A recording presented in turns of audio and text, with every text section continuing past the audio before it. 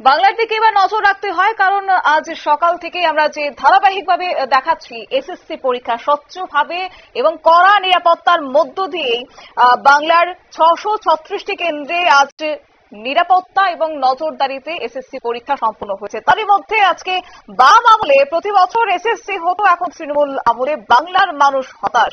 একটা অভিযোগ উঠে আসছে, আর বাংলায় দুর্নীতিগ্রস্ত সরকার চলছে বলে অভিযোগ করেছেন সুজন চক্রবর্তী, পিপিআইএম নেতা। কি বললেন তিনি, শুনুন।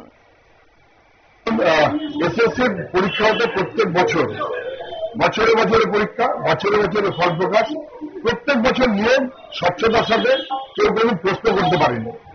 9 বছর পর পরীক্ষা হচ্ছে ব্যতিক্রমী। কেন? যোগ্যদেরকে চাকরি খারিজ করিয়ে অযোগ্যদের পাশে সরকার দাঁড়িয়ে এসএসসিকে দিয়ে আরেকবার পরীক্ষার যে ব্যবস্থা করল, এটাতে ছাত্রছাত্রীরা ভরসা পাচ্ছে না।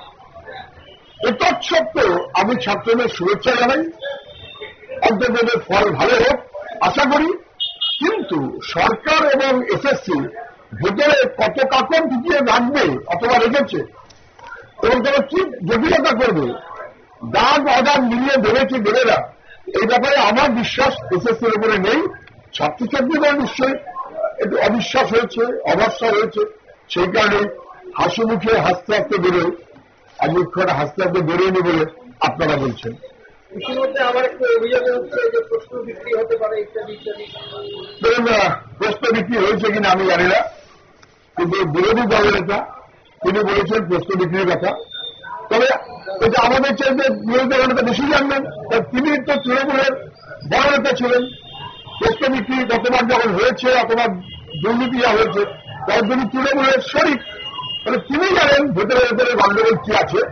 কিন্তু প্রচুর কালা আছে, এ নিয়ে কোনো সন্দেহ নেই। পরীক্ষা হলো, রেজাল্ট বেরো স্বচ্ছতার সাথে, যেন ট্রান্সপারেন্সি নিয়ে কোনো কোয়েশ্চেন না ওঠে। শিক্ষিত যুবক যোগ্য মেধার ভিত্তিতে তাদের কাজ এইখানে আর যেন কম্প্রোমাইজ না করে। যা 12টা বাজে আমার বানিয়েছে আর যেন 14টা না হয়ে যায়।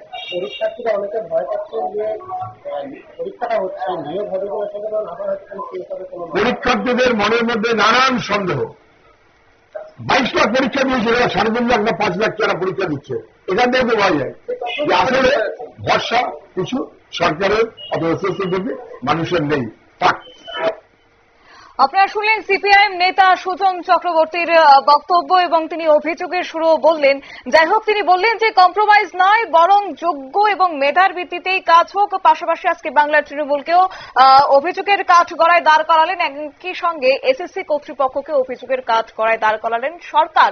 এবং এসএসসি কর্তৃপক্ষের মধ্যে কতটা সততা বজায় রাখবেন তারা, তা নিয়ে কিন্তু সংশয় প্রকাশ করলেন আজ বাম নেতা। নিয়ে নিচ্ছি ছোট্ট একটি বিজ্ঞাপন বিরতির, সঙ্গে থাকুন।